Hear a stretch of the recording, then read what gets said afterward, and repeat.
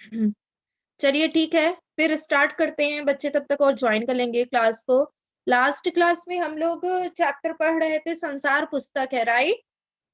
Yes ma'am. है ना? तो वो कंप्लीट नहीं हुआ था, आज हम लोग उसी को कंटिन्यू करेंगे। Okay okay ma'am. मैं शेयर कर रही हूँ book, just a minute.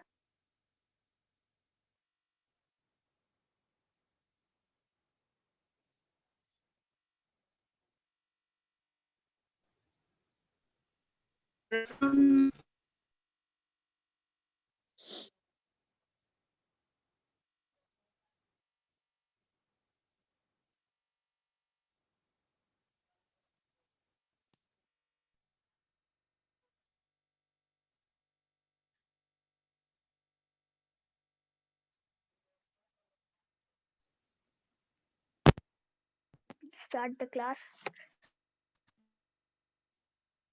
Yes yes बेटा, स्टार्ट कर रही हूँ, 1 मिनट में बुक शेयर कर रही हूँ ना जरा।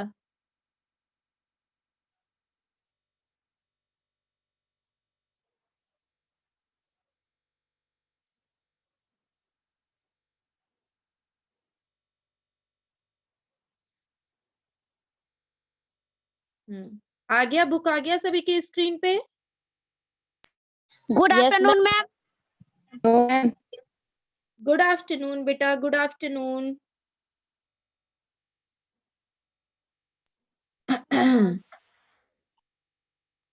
बच्चे बहुत कम आए हैं क्लास में आज, क्या बात है?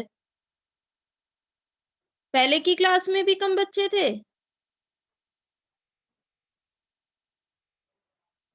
हैं बच्चों? No ma'am. मैम आज तो 10 ही बच्चे आए हैं। हाँ, इसके पहले जो क्लास हुई थी उसमें भी कम बच्चे थे? No ma'am. No ma'am. Okay, लग रहा है खाना वाना खा रहे होंगे बच्चे। Good afternoon ma'am. Good afternoon बेटा, just a minute. Ma'am. Good afternoon बेटा।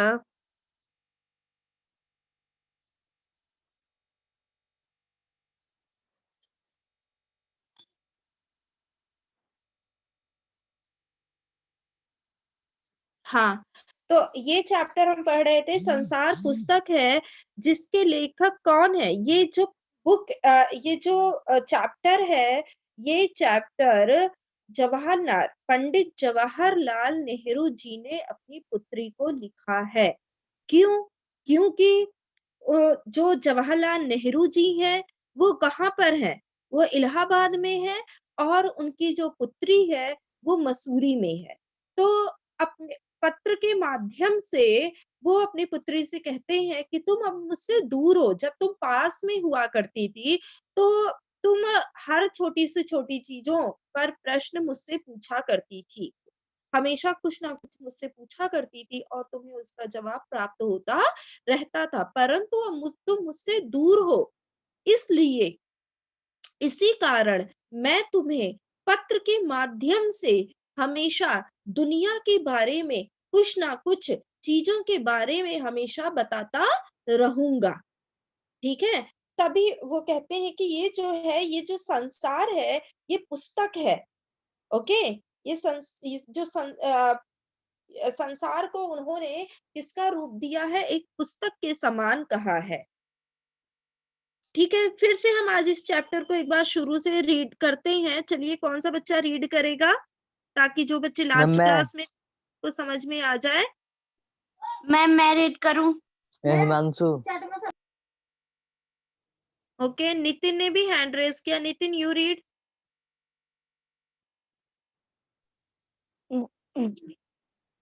जब तुम मेरे साथ रहती हो तो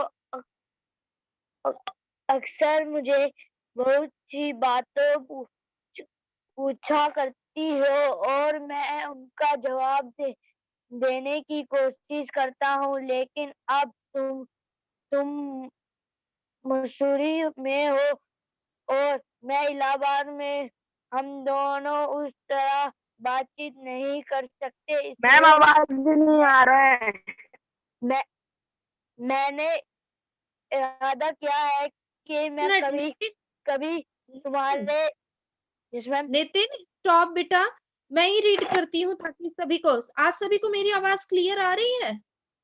yes ma'am. Yes ma'am. Nitin की भी वॉइस क्लियर आ रही थी। मैम नितिन की भी क्लियर है। Yes ma'am. नितिन की भी क्लियर थी, पता नहीं कौन सा बच्चा बोल रहा था नहीं आ रही है वॉइस। एक मिनट, मैम वो मैं केशव फटाफट होगा। पढ़ के मैं फटाफट पढ़ के समझा देती हूँ, ठीक है? संसार पुस्तक है। तो ओके मैम। यहाँ पर ये जो पत्र लिख रहे हैं पंडित जवाहरलाल नेहरू जी, इसमें वो अपनी पुत्री को कहते हैं, जब तुम मेरे साथ रहती हो तो अक्सर मुझसे बहुत सी बातें पूछा करती हो और मैं उनका जवाब देने की कोशिश करता हूँ, लेकिन अब जब तुम मसूरी में हो और मैं इलाहाबाद में, हम दोनों उस तरह बातचीत नहीं कर सकते। इसलिए मैंने इरादा किया है कि कभी कभी तुम्हें इस दुनिया की और उन छोटे देशों की जो इस दुनिया में है छोटी छोटी कथाएं लिखा करूं। तुमने हिंदुस्तान और इंग्लैंड का कुछ हाल इतिहास में पढ़ा है, लेकिन इंग्लैंड केवल एक छोटा सा टापू है और हिंदुस्तान जो एक बहुत बड़ा देश है, फिर भी दुनिया एक छोटा फिर भी दुनिया का एक छोटा सा हिस्सा है। और अगर अगर तुम्हें इस दुनिया का कुछ हाल जानने का शौक है, तो तुम्हें सब देशों का और उन सब जातियों का जो इसमें बसी हुई है ध्यान रखना पड़ेगा, केवल उस एक छोटे से देश का नहीं जिसमें तुम पैदा हुई हो। ठीक है? तो वो अपनी पुत्री को यहाँ पे क्या समझाते हैं?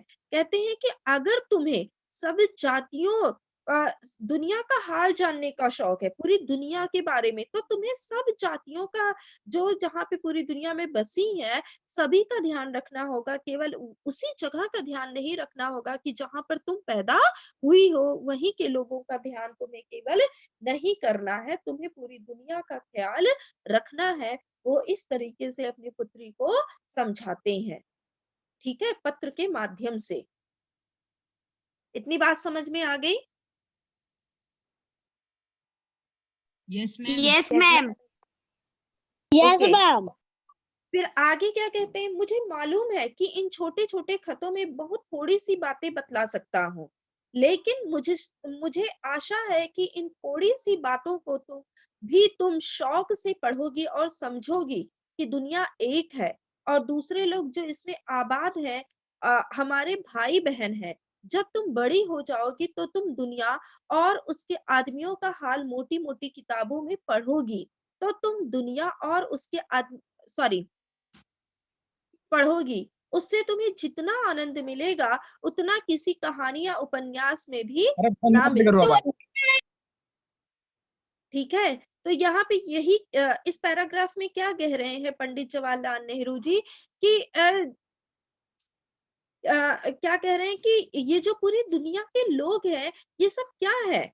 ये सब तुम्हारे भाई बहन हैं। ठीक है?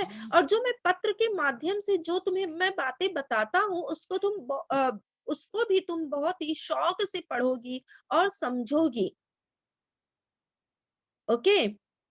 कह रहे हैं जब तुम बड़ी होगी तो यही चीजें जब तुम्हें किताबों में छपी हुई मिलेंगी, उपन्यास में मिलेंगी, तो तुम उसे बहुत ही रुचि के साथ और बहुत ही आनंद पूर्वक उन चीजों को पढ़ोगी।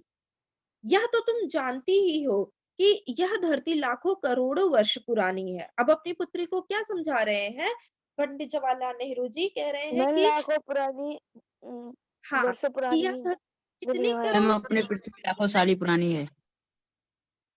एक मिनट, anyone 535 पता नहीं क्या लिखा है। हाँ, तो यहाँ पे क्या कह रहे हैं पंडित जवाहरलाल नेहरू जी कि अपनी पुत्री को बताते हैं कि जैसा कि तुम जानती हो कि यह धरती लाखों करोड़ों वर्ष पुरानी है और बहुत दिनों तक इसमें कोई आदमी ना था। आदमियों के पहले सिर्फ जानवर थे। अब वो पूरी धरती के बारे में अपनी पुत्री को समझाते हैं कि आदमियों के पहले जानवर थे और जानवरों से पहले एक ऐसा समय था जब इस धरती पर कोई जानदार चीज नहीं थी, कुछ भी नहीं था। जानदार चीज मतलब जिसमें सजीव वस्तुएं, कुछ भी चीज नहीं थी। आज जब यह दुनिया हर तरह के जानवरों और आदमियों से भरी हुई है, उस जमाने का ख्याल करना भी मुश्किल है। जब यहाँ कुछ मुश्किल है, जब यहाँ कुछ था, लेकिन विज्ञान जानने वाले और विद्वानों ने, जिन्होंने इस विषय को खूब सोचा और पढ़ा है, लिखा है कि एक समय ऐसा था जब यह धरती बेहद गर्म थी और इस पर कोई जानदार चीज नहीं रह सकती थी। और अगर हम उनकी किताबें पढ़ें और पहाड़ों और जानवरों की पुरानी हड्डियों को गौर से देखें, तो हमें खुद मालूम होगा कि ऐसा समय जरूर रहा होगा। ठीक है, ऐसा समय जरूर रहा होगा। वो अपनी पुत्री को ये बात समझाते हैं एक पत्र के माध्यम से कि यह धरती लाखों करोड़ों वर्ष पुरानी है। इस पे पहले बहुत दिनों तक इस पे ना तो कोई आदमी था, आदमियों से पहले केवल जानवर थे, जानवरों से पहले एक समय ऐसा था कि धरती पर कोई भी जानदार चीज नहीं थी। या हमें जानकारी कैसे प्राप्त होती है? किसी चित्र के माध्यम से, या हम जानवरों की हड्डियों को देखने, अगर हम गौर से देखें तो उससे भी हमें ऐसी मैम बुक्स जानकारी भी पढ़ते थे, होती है। किताबें पहले। यस। फिर आगे कहते हैं, तुम इतिहास की किताबों में पढ़ सकती हो। अपनी पुत्री को समझाते हैं, कहते हैं तुम इतिहास की किताबों में ही पढ़ सकती हो, लेकिन पुराने जमाने में तो आदमी पैदा ही ना हुआ था, किताबें कौन लिखता? वो अपनी पुत्री को ऐसा पूछते हैं। तब हमें उस जमाने की बातें कैसे मालूम हो? यह तो नहीं हो सकता ना कि हम बैठे बैठे हर एक बात सोच निकालें। यह बड़े मजे की बात होती, क्योंकि हम जो चीज चाहते सोच लेते और सुंदर परियों की कहानियां गढ़ लेते। कहते हैं कि पुराने जमाने में तो लोग नहीं थे, लोग पढ़े लिखे नहीं थे, तो किताबें कैसे लिखी गई? हमें जानकारी कहाँ से प्राप्त होती? और सुंदर परियों की कहानियां गढ़ लेते। ऐसा तो नहीं है ना कि हम बस केवल बैठे बैठे सोच लेते और अपने मनगढ़ंत कहानी गढ़ लेते। लेकिन जो कहानी किसी बात को देखे बिना ही गढ़ ली जाए, वो ठीक कैसे हो सकती है? हमें कैसे इस दुनिया के बारे में पता चल सकता है जब उस समय कोई प्राणी ही नहीं था, कोई सजीव चीज ही नहीं थी इस धरती पर। लेकिन कह रहे हैं, लेकिन खुशी की बात है कि उस पुराने जमाने की लिखी हुई। गुड आफ्टरनून बेटा। आगे कहते हैं, लेकिन खुशी की बात है कि उस पुराने जमाने की लिखी हुई किताबें ना होने पर भी कुछ ऐसी चीजें हैं जिनसे हमें उतनी ही बातें मालूम होती है जितनी किसी किताब से। Ma'am voice is not clear. मेरी Clear वॉइस voice क्लियर आपकी। इसका नेटवर्क कम है। मैम क्लियर है। मैम आवाज आराम से आ रहा है, मैम तेज बोलो। मैम आपकी मैम वॉइस क्लियर है। ओके, प्रॉब्लम होगा। मैम आपका आवाज धीमे आ रही है, मैम तेज बोलो। सही आ रही है। बेटा आप अपना वॉल्यूम चेक करो। वॉल्यूम तो नहीं आप स्लो करके रखे हो, कम करके मैम रखे आपका हो? voice सही आ रही है। मैम फुल है, मैम फुल है। Ma'am your voice is clear. Ma'am clear आ रही है। मैम तेज भी आ रहा है। ओके ओके ओके, आप लोग अपने आप को म्यूट रखो तो मेरी वॉइस क्लियर आएगी। म्यूट योरसेल्फ मैम भी एवरीवन। क्लियर वॉइस आ रही है। ओके, तो यहाँ पर जवाहरलाल नेहरू जी अपनी पुत्री को समझाते हुए क्या कहते हैं? कहते हैं, लेकिन खुशी की बात है कि उस पुराने जमाने की लिखी हुई किताबें ना होने पर भी कुछ ऐसी चीजें हैं जिनसे हमें उतनी ही बातें मालूम होती है जितनी किसी किताब से होती हैं। जैसे किस चीज से हमें बातें मालूम होती हैं? जैसे ये पहाड़, समुद्र, सितारे, नदियां, जंगल, जानवरों की पुरानी हड्डियां और इसी तरह की और भी कितनी ही चीजें हैं जिनसे हमें दुनिया का पुराना हाल मालूम हो सकता है। मगर हाल जानने का असली तरीका यह नहीं है कि हम केवल दूसरों की लिखी हुई किताबें पढ़ लें। वे अपनी पुत्री को समझाते हैं कि हमें केवल दूसरे की लिखी हुई किताबों को पढ़ के ही जानकारी प्राप्त नहीं करनी चाहिए, हमें प्राकृतिक चीजों से भी जानकारी प्राप्त करनी चाहिए। तो कहते हैं आगे कि बल्कि खुद इसी बात पे कहते हैं इसीलिए इस चैप्टर का नाम रखा है कि संसार पुस्तक है। तो आगे वो समझाते हैं अपनी पुत्री को, बल्कि खुद ये संसार रूपी पुस्तक को पढ़ो। ठीक है, संसार रूपी पुस्तक पढ़ने का क्या आशय है कि समुद्र, पहाड़, सितारे, नदियां, जंगल, जानवरों, यहाँ पर जाओ, इन चीजों को ऑब्जर्व करो, यहाँ पे निरीक्षण करो, तब तुम्हें जानकारी प्राप्त होगी। केवल ये नहीं कि घर बैठे तुम किसी की लिखी हुई पुस्तक को पढ़ लो और उसी पे विश्वास कर लो। वो अपनी पुत्री को बार बार यही बात समझाते हैं। फिर आगे कहते हैं, मुझे आशा है कि पत्थरों और पहाड़ों को पढ़कर तुम थोड़े ही दिनों में उनका हाल जानना सीख जाओगी। जब तुम पत्थरों और पहाड़ों के पास जाओगी, उनको देखोगी, परखोगी कि उसमें क्या बदलाव हो रहे हैं, तभी तुम उनके बारे में जान पाओगी। कहते हैं कि सोचो, फिर आगे कहते हैं सोचो कितने मजे की बात है। एक छोटा सा रोड़ा, एक छोटा सा रोड़ा मतलब एक मिट्टी का गोला जो पत्थर का छोटा सा होता है, जिसे तुम सड़क पर या पहाड़ के नीचे पड़ा हुआ देखती हो। वो अपनी पुत्री को पत्र में लिखते हुए समझाते हैं कि सोचो, अगर तुम एक छोटा सा रोड़ा, छोटा सा कोई रोड़ा है, कोई पत्थर है छोटा सा, जिसे तुम सड़क पर या पहाड़ के नीचे पड़ा हुआ देखती हो, शायद संसार की पुस्तक का छोटा सा पृष्ठ हो। कह रहे हैं कि ये शायद जिस संसार, कह रहे हैं कि ये जो संसार रूपी पुस्तक है, इसका कोई एक छोटा सा पृष्ठ हो, एक पन्ना हो, पृष्ठ मतलब पन्ना हो, शायद उससे तुम्हें कोई नई बात मालूम हो जाए। उस रोड़े से, उस मिट्टी के गोले से, उस पत्थर से तुम्हें कोई बात मालूम हो सकती है।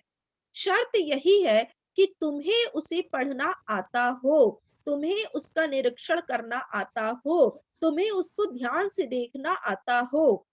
ठीक है, फिर आगे कहते हैं, कोई जबान, उर्दू, हिंदी या अंग्रेजी सीखने के लिए तुम्हें उसके अक्षर सीखने होते हैं, है ना। जैसे तुम्हें हिंदी या अंग्रेजी बोलने के लिए, पढ़ने के लिए पहले तो हमें उसका अक्षर सीखना होता है। इसी तरह पहले तुम्हें प्रकृति के अक्षर पढ़ने होंगे। ठीक है, नेचर के बारे में नेचर के अक्षर पढ़ने होंगे, तभी तुम उसकी कहानी उसके पत्थरों और चट्टानों की किताब से पढ़ सकोगी। अब यहाँ पे पत्थर और चट्टान को किताब का रूप दिया गया है, उसकी कहानी उसके पत्थर और चट्टान की किताब से पढ़ सकोगी। शायद अब भी तुम उसे थोड़ा थोड़ा पढ़ना जानती हो। वो अपनी पुत्री को पत्र के माध्यम से समझाते हुए कहते हैं कि पुत्री, शायद भी अब भी तुम उसे थोड़ा थोड़ा पढ़ना जानती हो। जब तुम कोई छोटा सा गोल चमकीला रोड़ा देखती हो, तो क्या वह तुम्हें कुछ नहीं बतलाता? वो क्वेश्चन करते हैं। अगर तुम छोटा सा पत्थर सड़क के किनारे या पहाड़ के नीचे पड़ा हुआ देखती हो, तो क्या तुम ध्यान से अगर देखती हो तो क्या वो तुम्हें कुछ बतलाता नहीं है? वो अपनी पुत्री से ऐसा प्रश्न करते हैं। यह कैसे गोल हुआ, चिकना कैसे हो गया, चमकीला हो गया, और उसके खुरदरे किनारे, जो खुरदुरे किनारे किनारे थे या कोने क्या हुए? ठीक है, अगर तुम, जैसे कोई एक छोटा सा रोड़ा है, कोई छोटा सा मिट्टी का गोला है या पत्थर है, इधर हमने इधर पड़ा हुआ है, कहीं सड़क के किनारे पड़ा हुआ है। ठीक है, फिर किसी ने उठा करके उसको और कहीं फेंक दिया, अगर उसके पैर में चुभ गया तो किसी ने उस पत्थर को उठा करके, उस रोड़े को उठा करके कहीं और फेंक दिया, उसको चोट लगी तो उसका जो, फिर उसके बाद किसी ने कहीं समुद्र में फेंक दिया, फिर वो बहते बहते उसका जो कोना था वो धीरे धीरे क्या होता गया, घिसता गया, और वो एक गोल, एक जैसे बॉल का, एक गेंद का रूप ले लिया। और वो कैसे मिट्टी, वो जो रोड़ा था पानी में बहते बहते कैसे चिकना हो गया, कैसे चमकीला हो गया। तो वो अपनी बेटी को उसको पढ़ना सिखाते हैं पत्र के माध्यम से। अगर, फिर आगे कहते हैं, अगर तुम किसी बड़ी चट्टान को तोड़कर, अगर तुम किसी बड़ी चट्टान को तोड़कर टुकड़े टुकड़े कर डालो, अपनी पुत्री को कहते हैं, पुत्री अगर तुम किसी बड़ी चट्टान को तोड़कर उसके टुकड़े टुकड़े कर डालो तो हर एक टुकड़ा खुरदुरा और नुकीला होगा। होगा कि नहीं होगा? आप लोग भी बताओ। मैम होगा। होगा ना? अगर किसी Yes, पत्थर को ma'am. हम तोड़ देते हैं, उसका जो छोटा छोटा टुकड़ा होगा ना। निकलेगा मैम रोरे में बदल जाते हैं वो। वो खुरदुरा और नुकीला होगा, है ना? Yes ma'am. तो ये गोल चिकने रोड़े की तरह बिल्कुल होता। फिर वो अपनी पुत्री को समझाते हैं कि ये गोल चिकने रोड़े की तरह बिल्कुल नहीं होता। यह रोड़ा कैसे इतना चमकीला, चिकना और गोल हो गया? अगर तुम्हारी आंखें देखें और कान सुने तो तुम उसी के मुंह से उसकी कहानी सुन सकती हो। किसके मुंह से सुनने की बात यहाँ पे की जा रही है बच्चों? मैम पत्थरों से। यस, पत्थरों से। ठीक है, किसके मुंह से कहानी सुनने की बात की जा रही है? पत्थरों से। करेक्ट। फिर कहते हैं वह तुमसे कहेगा कि एक समय जिसे शायद बहुत दिन गुजरे हो वह भी एक चट्टान का टुकड़ा था। कह रहे हैं, वो अपनी पुत्री को कहते हैं कि अगर तुम किसी पत्थर को छोटे छोटे टुकड़े कर डालोगी, अगर उसको तुम ध्यान से देखोगी कि यह कैसे चमकीला हुआ, कैसे गोल हो गया, कैसे चिकना हो गया, तो वो तुम्हें बताएगा कि जब वह छोटा था तो वह भी एक चट्टान का टुकड़ा था पहले। ठीक उसी टुकड़े की तरह उसमें किनारे और कोने थे जो चुभने वाले थे, जिसे तुम बड़ी चट्टान से तोड़ती हो। शायद वह किसी पहाड़ के दामन में पड़ा रहा, पहाड़ के दामन में पड़ा रहा, गोद में पड़ा रहा। तब पानी आया वहां पर और उसे बहाकर छोटी घाटी तक ले गया। ठीक है, पानी आया और उसे बहाकर छोटी घाटी तक ले गया उन छोटे पत्थर के टुकड़ों को। वहां से एक पहाड़ी नाले में, सॉरी बेटा, Ma'am, another voice is come. yes, mute yourself everyone, kindly mute yourself everyone. दिल कुमार के यहाँ से आ रहे हैं। दिल कुमार, mute yourself बेटा। ओके। फिर कहाँ पे थी? फिर आगे क्या कहते हैं कि जिसे तुम बड़ी चट्टान से तोड़ती हो, शायद वह किसी पहाड़ के दामन में पड़ा रहा। तब पानी आया, उसे बहाकर छोटी घाटी तक ले गया और वहां से पहाड़ी नाले ने ढकेल कर उसे एक छोटे से दरिया, दरिया मतलब नदी में पहुंचा दिया। ठीक है, इस छोटे से दरिया से, अब वो पत्थर देखो पहाड़ पर था, फिर पहाड़ से अचानक से पानी आया और पानी उसे बहाकर एक छोटी घाटी तक ले गया और घाटी से फिर वो कहाँ पे पहुंच गया? एक दरिया में पहुंच गया और इस छोटे दरिया से वह बड़े दरिया में पहुंचा, बड़ी नदी में पहुंचा। इस बीच पैसा देगा। ये सब कैसे आ रहा है? Keshav house. Mute yourself Dishant Lohia, you also.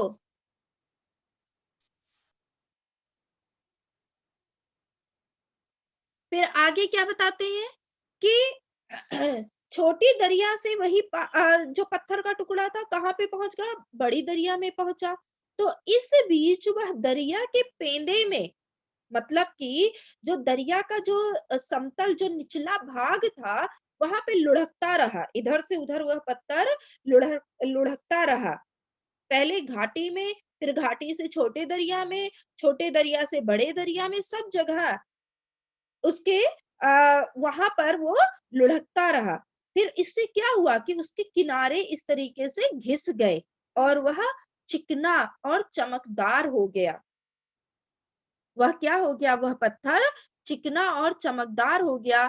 इस तरह वह कंकड़ बना, छोटा सा कंकड़ बना जो तुम्हारे सामने है। तो किसी वजह से दरिया उसे छोड़ गया और तुम उसे पा गई। ठीक है, छोटे से कंकड़ की बात यहाँ पर की जा रही है। तो पंडित जवाहरलाल नेहरू जी अपनी पुत्री को यही समझाते हैं इस पत्र के माध्यम से कि तुम्हें किसी की लिखी हुई किताबों पर विश्वास नहीं करना चाहिए, केवल वहीं से जानकारी प्राप्त नहीं करनी चाहिए, बल्कि उसकी जगह पर कहते हैं कि ये संसार ही पुस्तक है। हमें पहाड़ों पर, समुद्रों से, नदियों से और वनों से, जंगलों में जा करके उनके जीवन को हमें पढ़ना चाहिए, वहां से जानकारी प्राप्त करनी चाहिए। फिर आगे आकर के वो एक पत्थर को तोड़कर उसके टुकड़े की कहानी सुनाते हैं कि किस तरीके से वो पत्थर का टुकड़ा बह करके एक घाटी में जाता है, घाटी से दरिया में, छोटी दरिया में जाता है, फिर बड़ी दरिया में जाता है और किस तरीके से उसका जो कोना था वो घिस करके एक सर्कल का रूप ले लेता है, एक गोले का रूप ले लेता है और वह पत्थर चमकीला हो जाता है और वह कंकड़ बन जाता है जो तुम्हारे सामने है। फिर आगे बात करते हैं, किसी वजह से दरिया उसे छोड़ गया और तुम पा गई। अगर दरिया उसे और आगे ले जाता तो वह छोटे होते होते अंत में क्या बन जाता? बालू का एक जर्रा हो जाता। जर्रा मतलब एक कण हो जाता, इतना छोटा बन जाता। अगर तुम्हें वह कंकड़ प्राप्त नहीं होता तो वह दरिया उसे और आगे ले जाती। वो बहते बहते बहते बहते फिर ये क्या बन जाता? किसका रूप ले लेता? बालू, बालू रेत, आपको पता है ना, सैंड, उसका यस रूप ले मैम। लेता और एक उसका जर्रा हो जाता, उसका कण बन जाता और समुद्र के किनारे अपने भाइयों से जा मिलता। समुद्र के किनारे रेत पड़े होते हैं ना, तो कहते हैं Yes, वहां ma'am. पर जाकर के अगर तुम्हें यह कंकड़ प्राप्त नहीं होता तो ये अपने भाइयों से जाकर के उस रेत में मिल जाता, जहां एक सुंदर बालू का किनारा बन जाता, जिस पर छोटे छोटे बच्चे खेलते और बालू के घरौंदे बनाते हैं। तो अगर एक छोटा सा रोड़ा तुम्हें इतनी बातें बता सकता है, तो पहाड़ों और दूसरी चीजों से जो हमारे चारों तरफ है, हमें और कितनी बातें मालूम हो सकती हैं। तो इस तरीके से वह पंडित जवाहरलाल नेहरू जी का ये पत्र समाप्त होता है कि तुम केवल किसी पुस्तक पर ही आधारित नहीं रहो। ये पूरा संसार ही एक पुस्तक का रूप है। तुम जाकर के प्रकृति से, संसार से, जो संसार में ये सारी चीजें हैं, पहाड़ हैं, पर्वत हैं, जंगल है, झरने हैं, इन सारी चीजों से तुम जानकारी प्राप्त करो, उनके बारे में तुम्हें जानकारी प्राप्त करनी चाहिए। ठीक है बच्चों, तो ये चैप्टर समझ में आया? Yes ma'am. Yes, ma'am. Okay, इस चैप्टर के आधार पर आप लोग जो ये प्रश्न दिए हैं इसके उत्तर बताइए। लेखक ने प्रकृति के अक्षर किन्हें कहा है? लेखक ने प्रकृति के अक्षर हैं, पेड़ पौधे पत्थर मैम ये लेखक ने सबको कहा है। प्रत्येक के अक्षर पेड़ पौधे पहाड़ों नदियों और झरनों का है। यस, पेड़ पौधे, पहाड़, नदियों, जानवरों की पुरानी हड्डियों, ये भी कहा है ना स्टार्टिंग, यस मैम। चैप्टर की स्टार्टिंग में था ना कि जानवरों की पुरानी हड्डियों से भी हमें जानकारी प्राप्त होती है। तो प्रकृति के अक्षर किन्हें कहा है? लेखक के अनुसार पहाड़, समुद्र, सितारे, नदियां, जंगल, जानवरों की पुरानी हड्डियां और अनेक ऐसी चीजें हैं जिसके माध्यम से इतिहास को पढ़ा जा सकता है। इसलिए लेखक ने इन सब चीजों को प्रकृति के अक्षर कहा है। ओके, नेक्स्ट क्वेश्चन, लाखों करोड़ों वर्ष पहले हमारी धरती कैसी थी? लाखों करोड़ों वर्ष पहले हमारी धरती बहुत गर्म थी और इतनी गर्म थी पर कोई जानदार चीज नहीं रह सकती थी। आदमी नहीं था, आदमियों से पहले सिर्फ इसी जानवर कारण थे और उस समय जानवरों धरती से पर पहले मनुष्य का एक समय था अस्तित्व जब नहीं इस था। धरती पर धीरे कोई धीरे जानदार समय चीज नहीं था। बताओ बेटा, सभी लोग एक साथ बोलोगे तो मुझे समझ में कैसे आएगा? याद है जब राज ये लाइन बोलता था तो कलेजा निकल आता था। हैंड रेज करिए, मैं जिसका नाम बोलूंगी केवल वही आंसर करेगा। अरे राज दिल कुमार, म्यूट योरसेल्फ। यस, आकर्षित आप बताइए बेटा कि लाखों मैम, करोड़ों वर्ष क्वेश्चन पहले हमारी धरती कैसी थी? बताइए बेटा। मैम, लाखों करोड़ों वर्ष पहले हमारी धरती बहुत गर्म थी और उस पर कोई जानदार चीज नहीं रह सकती थी। इस कारण उस समय धरती पर मनुष्य का अस्तित्व नहीं था। धीरे धीरे उसमें परिवर्तन होते गए और धरती में जानवरों और पौधों का जन्म हुआ। समय बहुत धीरे धीरे बीतता था। यस, लाखों करोड़ों वर्ष पहले हमारी धरती बहुत गर्म थी। अभी हमने चैप्टर में पढ़ा ना, इसका आंसर देखो यहाँ पर था ना, इस पेज पे।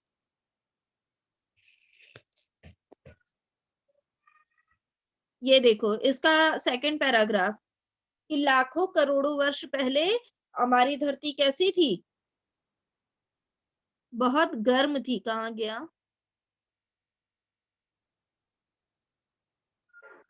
मैम, सेकेंड पैराग्राफ पे है। हाँ, इसी मैम, में ही है, इसी में ही लाखों है। बहुत दिनों तक इसमें कोई आदमी ना था। आदमियों के जानवर थे और जानवरों से पहले एक ऐसा था जब इस धरती पर कोई जानदार चीज ही नहीं थी। यस, तो आप यहाँ तक लिख सकते हैं इसका आंसर। ठीक है, यस मैम। ओके, अब हम नेक्स्ट क्वेश्चन पे आते हैं। नेक्स्ट क्वेश्चन क्या है? दुनिया का पुराना हाल किन चीजों से जाना जा सकता है? उनके कुछ नाम बताओ। मैम, दुनिया का पुराना हाल चट्टानों के टुकड़ों, वृक्षों, पहाड़ों, सितारे, नदियों, समुद्र, जानवरों की हड्डियां आदि चीजों से जाना जा सकता है। हाँ, ये भी हमने डिस्कस किया था ना कि दुनिया का पुराना हाल कहते इतने पुराने समय जब धरती इतनी बेहद गर्म थी, इस पर कोई जानदार चीज नहीं थी। आदमियों से पहले जानवर थे, जानवरों से पहले भी पेड़ पौधे भी नहीं थे। तो हमें उसकी उन चीजों के बारे में, जब धीरे धीरे जानवर आए तो उस समय आदमी जब नहीं थे तो कौन लिखेगा उसके बारे में? उसके बारे में तो हमें कहीं से पता नहीं चलेगा ना। तो दुनिया का पुराना हाल किन चीजों से जाना जाता है? तो दुनिया का पुराना हाल पहाड़, समुद्र, नदियां, जंगल के जानवरों की पुरानी हड्डियों, पत्थर के टुकड़ों से जाना जाता है। हम ये लिख सकते हैं। ओके, नेक्स्ट क्वेश्चन, गोल चमकीला रोड़ा अपनी क्या कहानी बताता है? अभी हमने एक रोड़े की कहानी पढ़ी ना। गोल चमकीला रोड़ा अपनी कहानी बताते हुए raise your hands. Jin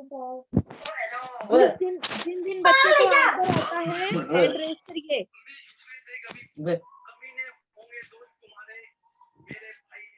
Akash, mute yourself. Akash Kumar, mute yourself. Yogesh, आप इसका आंसर बताइए बेटा। मैम, गोला चमकीला रोड़ा अपनी कहानी बताते हुए कहता है कि वह कभी एक चट्टान का नुकीला और खुरेदार हिस्सा था। एक दिन पहाड़ों से बहते हुए पानी ने उसे बहाकर घाटी में भेज दिया। वह वहां से आगे एक पहाड़ी नाले ने उसे आगे धकेल लिया, दरिया में पहुंचा दिया। इस प्रकार अपनी इस यात्रा में घिसते घिसते वह चमकदार रोड़ा बन गया। हाँ, तो गोल चमकीला रोड़ा अपनी कहानी क्या बताता है, क्या कहानी बताता है? गोल चमकीला दिखाई देने वाला रोड़ा पहले ऐसे नहीं था। पहले वो चट्टान का टूटा हुआ और नुकीला खुरदुरा टुकड़ा था। बारिश के पानी में बहकर वह छोटी सी घाटी तक आया। पानी के साथ निरंतर धकेले जाने के कारण उसके कोण घिसकर गोल और चमकदार बन गए। इस प्रकार से गोल चमकीला रोड़ा अपनी कहानी बताता है। ओके, अच्छा बच्चों, क्लास बंद होने वाली है, ठीक है? हम डिस्कस करते रहेंगे। क्वेश्चन नंबर 5 हम डिस्कस करेंगे, क्लास बंद हो जाएगी, फिर हम आगे कल इसके एक्सरसाइज डिस्कस करेंगे। ओके, तो क्वेश्चन नंबर 5 क्या है? गोल चमकीले रोड़े को यदि दरिया और आगे ले जाता तो क्या होता? विस्तार से उत्तर लिखो। अभी मैंने डिस्क्राइब किया था, अगर गोल चमकीले रोड़े को दरिया और आगे ले जाता तो क्या हो जाता, क्या बन जाता वो? बताइए। समुद्र के घाटे का एक पहलू बन जाता। पत्थर बन जाता। अभी देखो इसी पेज पर है इसका आंसर। मैम मैम अगर दरिया बालू उसे बन जाता मैम मैम, अगर अगर आगे ले दरिया जाती तो।